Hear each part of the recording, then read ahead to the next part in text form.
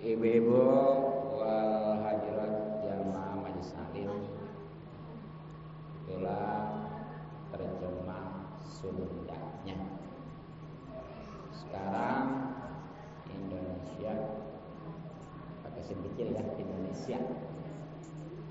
Dan insya Allah penjelasannya yang jelas masih tentang maksiat badan, artinya dosa-dosa yang disebabkan dengan badan. Nah, diantaranya sebagaimana tadi dikatakan wa qati'atur rahmi, memutuskan persaudaraan. Hati-hati ya, jangan sedikit-sedikit langsung marah, langsung umpamanya putus persaudaraan, apalagi sampai istilahnya apa, mati arang dapat tahu luar. Nah, untuk lebih hati-hati dan waspada ya, ini perlu tahu akibat daripada memutuskan tali persaudaraan nih. Makanya catat ya. Di antaranya akibat memutuskan tali persaudaraan, satu, rezeki seret. Tahu seret? Susah ya, sempit. Nauzubillah min. Semuanya gak mau ya, rezeki seret, susah, sempit, pengennya mau luas, banyak, pokoknya mah. Tapi itu hati-hati, dengan sebab dia memutuskan tali persaudaraan, itu bisa menyebabkan rezeki seret, sempit, susah. Nah, yang kedua, akibat daripada memutuskan tali persaudaraan, umur pendek. Nih, semua pasti pengen ya umurnya panjang ya. Mau berapa tahun? Mau berapa puluh tahun? Mau berapa ratus tahun? Pengennya mah umur yang bagus mah panjang, amalnya bagus ya, berkah namanya. Tuh, ngapain umur panjang tapi amalnya jelek? Wah, mungkin celaka itu, alhamdulillah. Ya bahkan seandainya umurnya pendek juga, kalau amalnya jelek masih jelek. Yang bagus mah umur pendek, amal bagus, apalagi umur panjang, amal bagus, cerdas ya. Nah, ternyata tuh dengan sebab memutuskan tali persaudaraan, baik sesama muslim, terlebih lagi dengan keluarga ya, itu bisa memendekkan umur. Nauzubillah min. Nah, dasarnya ya dari mafhum hadis riwayat Imam Bukhari Sahih ini, yang terjemahnya lah kalau dibaca hadis apa. Siapa orang yang pengen dimudahkan rizkinya dan dipanjangkan umurnya, mau? Maka jalinlah, sambunglah persaudaraan tuh. Sekali lagi, baik saudara sama muslim maupun saudara keluarga ya. Berarti kalau dia putusin, jadinya nanti rezekinya seret, sempit, susah, dan umurnya pendek. Nauzubillah min. Ya itu ya, jadi. Nah, kemudian nih yang ketiga nih. Ini biar lebih hati-hati ya. Ya kan kita selama ini tahu-taunya bahwa yang namanya putus tali persaudaraan dosa aja gitu ya. Ini biar lebih mantap nih. Siksaannya itu dipercepat. Jadi bisa nyata ya. Nah ini sebagaimana dalam hadis riwayat Imam Bukhari juga di Sahih ya, yang terjemahan aja dah. Tidak ada dosa yang lebih patut dipercepat sanksinya atau siksaannya oleh Allah, begitu pula dosa-dosa yang sanksi diberikan di akhirat kelak, daripada dosa-dosa memutuskan tali persaudaraan dan zalim. Apa artinya? Jadi itu ya, yang namanya dosa akibatnya nih siksaannya yang dipercepat di dunia dan pasti di akhirat juga nanti bakal dialami lagi. Itu adalah dosa memutuskan tali persaudaraan dan perbuatan zalim. Apa tuh zalim? Itulah yang kudunya begini malah begitu ya. Kudunya sama saudara akur rukun, ini malah bilang ya. Nah kemudian berapa tuh? 3. Yang keempat, tidak akan mendapatkan rahmat Allah.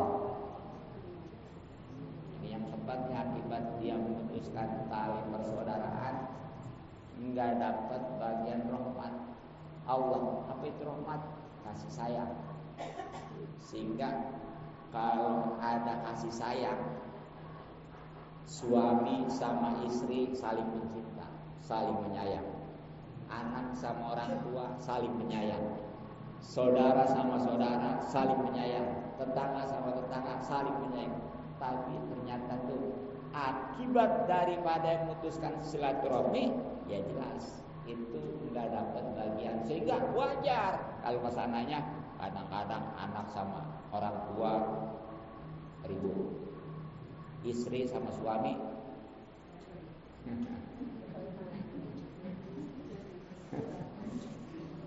iya keluar dah. Tetangga sama tetangga mah ya sering kali tuh, bahkan saudara sama saudara, benar ya, terutama kalau akibat warisan tuh, aduh gitu ya, Masya Allah, ngeri itu ya. Itu jangan disangka tuh, kalau ribut nih, umpamanya keluarga gara-gara ngeribut warisan, itu nyampe tuh ke orang tuanya. Ya, kecuali kalau di agama tuh, itu bukan nafsu aja ya. Nah ini sebagaimana sabda Rasulullah SAW ya dalam sebuah hadis riwayat Imam Bukhari juga nih ya, yang terjemahannya gini nih. Sesungguhnya rahmat Allah, tadi kasih sayang Allah ya, tidak akan turun pada suatu kaum yang diantara mereka terdapat orang yang memutuskan tali silaturahmi. Baik. Jadi nih, walaupun satu keluarga ya, hanya satu aja yang nggak akur, ya bahkan satu kampung nih ada satu yang akur, itu imbasnya semua. Sulit mendapatkan kasih sayang Allah ya. Makanya ya akur-akurin aja lah, rukun-rukunin ya, jangan ikutin nafsu, jangan ikutin ego. Jadi jangan dalam hal ini, jangan istilahnya saya emang nggak salah. Pokoknya kalau udah saling memutuskan tali persaudaraan, mau yang salah mau yang benar tetap aja, bukan yang salah aja ya. Bahkan nggak negur sapa 3 hari aja, itu hati-hati. Bukan aja yang salahnya, yang benernya juga itu amalnya bisa nggak diterima tuh ya. Makanya hati. Nah yang ke-6 nih ya, yang ke-5 ya, akibat daripada memutuskan tali persaudaraan adalah tidak akan masuk surga. Alhamdulillah men. Nih kita ya walaupun istilahnya malas ibadah, banyaknya dosa ya, pengen maka surga, benar? Ya bahkan kalau kita tanya tuh preman-preman juga, orang-orang yang badung gitu ya, juara segala apa, pasti pengen surga ya. Tapi ternyata nih, akibat daripada yang mutusin tali persaudaraan itu tidak akan bisa masuk surga. Oh, kalau udah nggak masuk surga, udahnya di dunia susah, di akhirat nggak masuk surga, kapan senangnya? Makanya itu hiburan orang beriman mana ya, biarinlah di dunia walaupun nggak kaya-kaya amat gitu istilahnya ya. Yang penting mah tetap iman dan Islam ya. Sehingga nanti masa depannya di akhirat bisa masuk surga, bisa merasakan nikmatnya, dan di sana mah selama-lamanya. Selama-lamanya. Di dunia mah orang senang juga sementara ya. Siapa yang paling kaya, yang istilahnya enggak habis 7 turun hartanya, pasti kalau enggak ditinggalin, ninggalin, kan enggak? Coba deh. Siapa deh? Kalau enggak ditinggalin, ninggalin. Maksudnya kalau enggak ditinggalin gimana? Ya dia bisa mati duluan, bisa jadi hartanya entah itu mah kebakar, ketipu ya. Itu pasti. Itulah makanya tuh sementara ya. Dan di dunia mah karakter susah lagi emang ya. Emang sebenarnya mah di dunia mah mau kaya, mau miskin, sehat, sakit, ujian semua. Jadi jangan dianggap orang kaya nggak diuji, orang sehat nggak diuji. Sama. Justru kadang-kadang ya orang sakit mah dia merasa diuji sehingga ingat ke Allah. Orang miskin merasa diuji, ingat ke Allah. Sedangkan orang kaya kadang-kadang orang sehat karena nggak merasa diuji, lupa ke Allah ya. Jadi sebenarnya sama aja. Mau kaya, mau miskin ujian. Yang lulus itu yang mana? Yang bisa nyikapinnya. Bagaimana maksudnya? Kalau susah, sabar sambil usaha. Kalau senang kayak atuh bersyukur. Itu ya. Jangan dibalik dong. Jangan giliran. Dan ini bukan buat dalil orang miskin ya supaya dikasih ya. Oi, orang kaya loh. Kalau pengen lulus kudu bersyukur, ngasih ke saya. Ini prinsip bagi orang yang kaya bersyukur ya, dan sabar prinsip bagi orang yang susah gitu ya. Nah jadi itu. Nah ini tentunya dasarnya ya hadis riwayat Imam Bukhari juga sahih juga dia. Ya sekali lagi terjemahannya ya. Tidak akan masuk surga orang yang memutuskan tali persaudaraan tuh. Ini terjemah dari sabda atau hadis ya. Nah kemudian kerugian akibat daripada memutuskan tali persaudaraan jelas rugi. Nah ini mah bisa dilihat nih nanti ya, yang punya Al-Quran apalagi terjemahnya ditulis dan dilihat di rumah. Surat Al-Baqarah. Surat keberapa Al-Baqarah? Kedua. Ya, kedua. Ayatnya ayat 27. Sekali lagi, surat Al-Baqarah atau surat kedua ayatnya ayat 27. Nanti lihat ya untuk penggalan ayatnya ya, di mana Allah Subhanahu wa taala berfirman, A'udzubillahi minasyaitonirrajim. Bismillahirrahmanirrahim. Alladzina yanquduna ahdallah. Awal gitu ya. Terjemahnya langsung nih. Orang-orang yang melanggar perjanjian Allah setelah perjanjian itu diteguhkan. Ini maksudnya terkait dengan keimanan kepada baginda Nabi sallallahu alaihi wasallam dan memutuskan. Nah ini maksudnya ya. Memutuskan apa yang diperintahkan oleh Allah. Jadi yang namanya silaturahmi itu diperintahkan ya. Kan di dalam surat An-Nisa kalau enggak salah ada tuh. Wattaqullahu bihi wattaqullah lagi tasalu bihi wal arham itu ya. Itu. Nah, makanya ketika nggak dijalankan itu diputuskan. Wajar kalau dia rugi. Nah, di sini dan berbuat kerusakan di muka bumi. Oh, pokoknya mah nih bukannya dia berbuat baik, malah dia onar. Naudzubillah. Nah, itulah orang-orang yang rugi. Bahkan nih yang terakhir ya. Masih banyak sebenarnya mah. Orang yang memutuskan tali persaudaraan itu dikutuk oleh Allah. Tahu dikutuk tahu? Dikutuk itu disumpahin. Nah, kita jangankan dikutuk sama Allah ya, dikutuk sama orang aja harus disumpahin, kan gak enak ya. Apalagi itu sama orang tua, itu hati-hati. Makanya ada istilah paling gundang ya. Yang jadi apa tuh? Nah, ini nanti bisa dilihat di surat Ar-Ra'd. Surat Ar-Ra'd tulis surat ke-13. Surat ke-13 ayatnya 25. Ayat 25. Penggalan ayatnya hampir sama dengan tadi ya. Ya, walladzina ya'buduna Allah. Terjemahannya nih. Dan orang-orang yang melanggar janji Allah setelah diikrarkannya, sama sama tadi. Dan memutuskan apa yang diperintahkan Allah agar disambungkan dan berbuat kerusakan di muka bumi, mereka itu memperoleh laknat atau kutukan ya.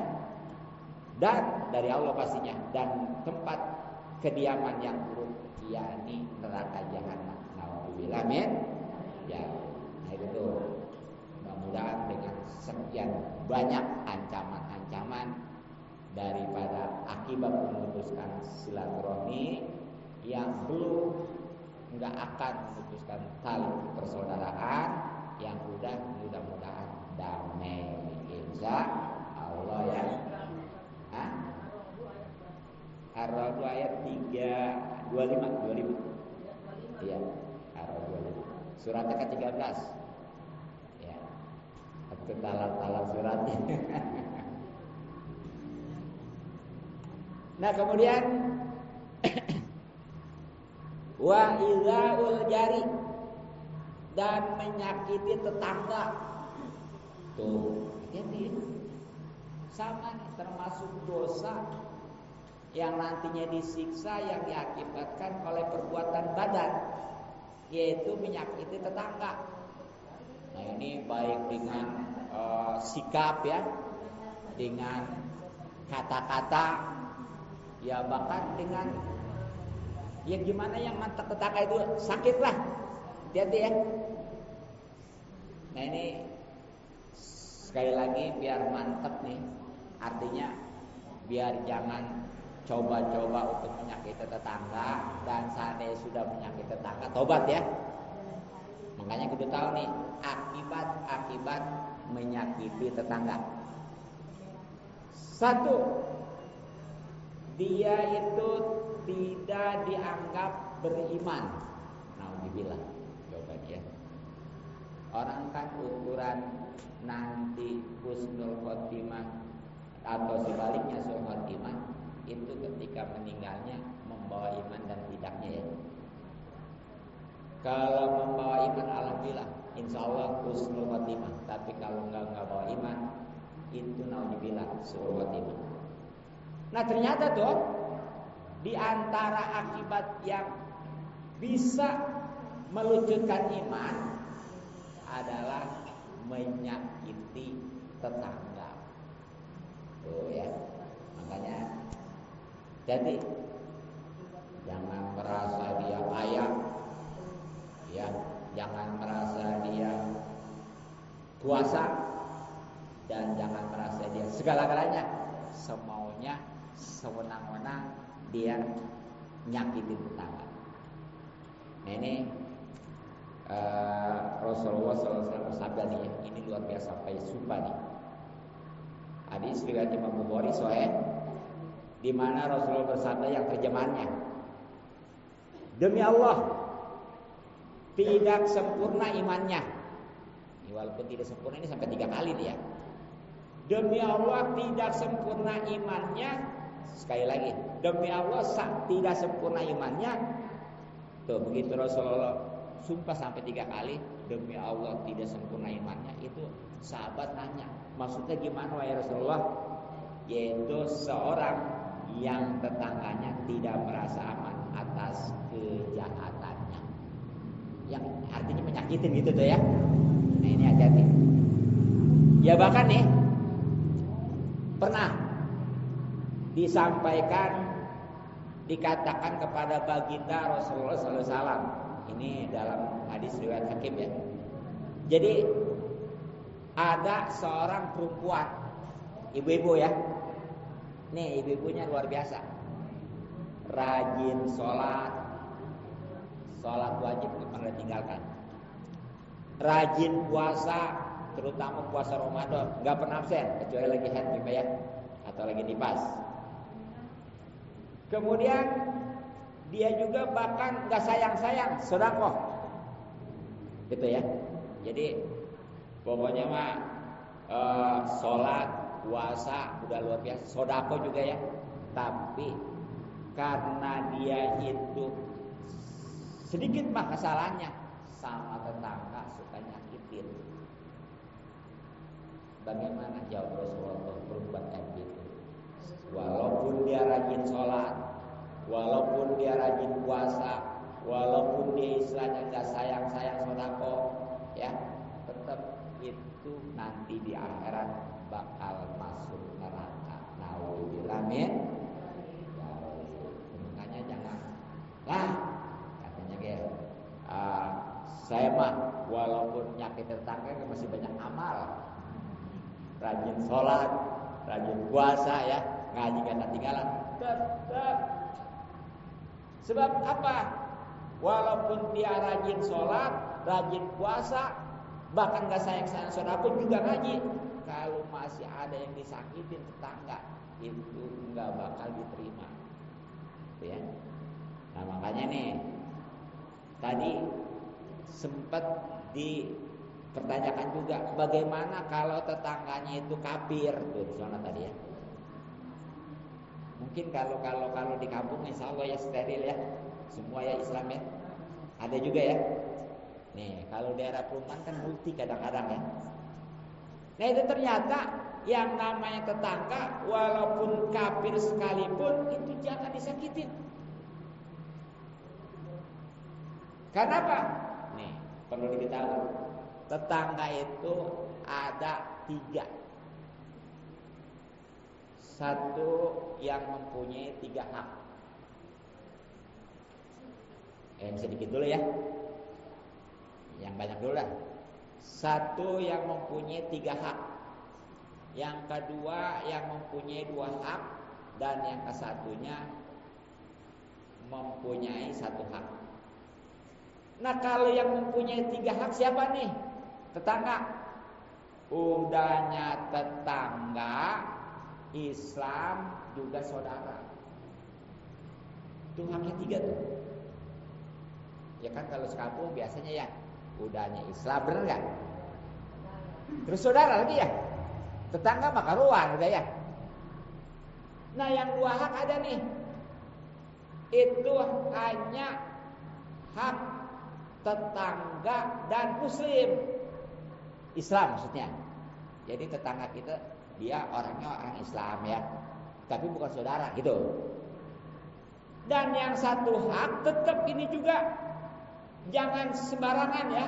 Itu yang punya 1 hak adalah orang kafir. Baik. Nah, dalam hal ini kita perlu tahu nih hak tetangga gimana sih gitu ya. Ini dalam hadis yang panjang lebar nih, yang terjemahannya langsung lah, takut nggak cukup waktunya. Disimak aja ya. Jadi pernah baginda Nabi SAW menyatakan, apakah kalian tahu hak tetangga? Nih, nanya ke sahabat ya. Nah itu dijelaskan oleh Rasulullah.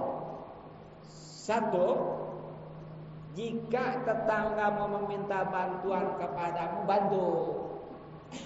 Kalau mampu, kalau bisa, baik harta, tenaga maupun pikiran. Kalau memang belum bisa, jangan nyakitin, jangan malah nyusahin ya. Jadi pahala nggak dapat, dosa juga enggak. Jangan ini mah berbuat baik kagak, yang ada nyakitin. Tuh ya.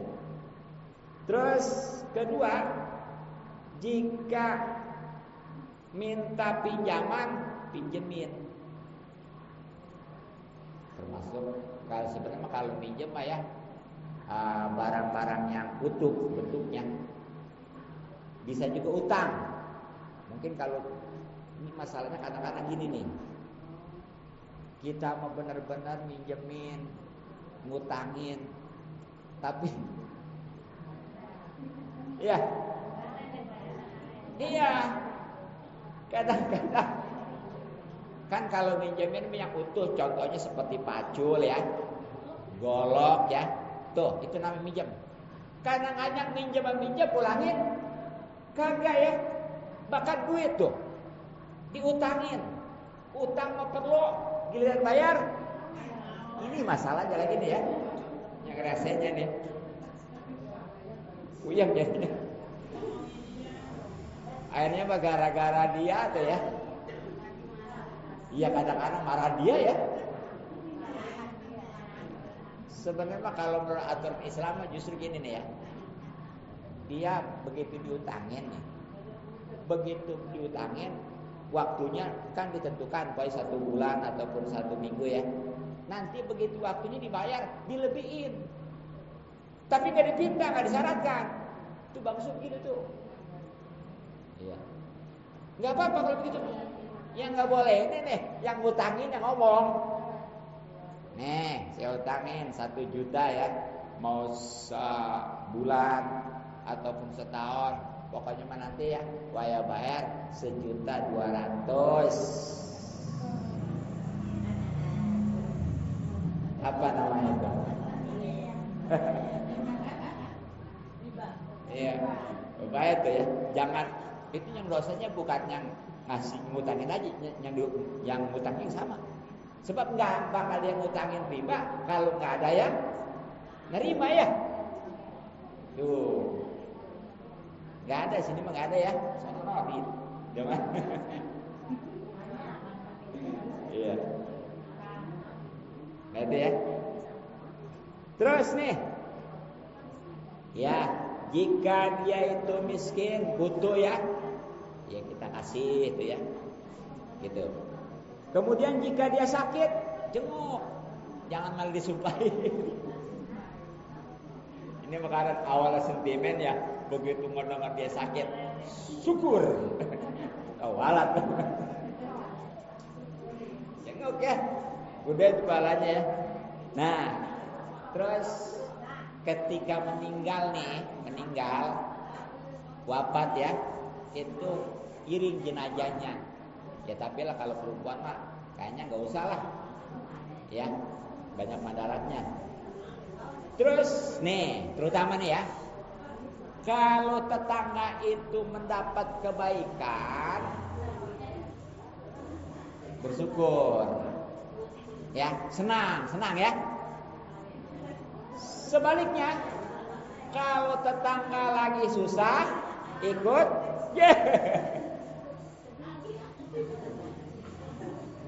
Jadi kalau tetangga senang ikut senang, tetangga susah ikut. Jangan balik ya. Tetangga senang dia susah, tetangga susah dia. Itu hasud namanya, naudzubillah min dzalik ya.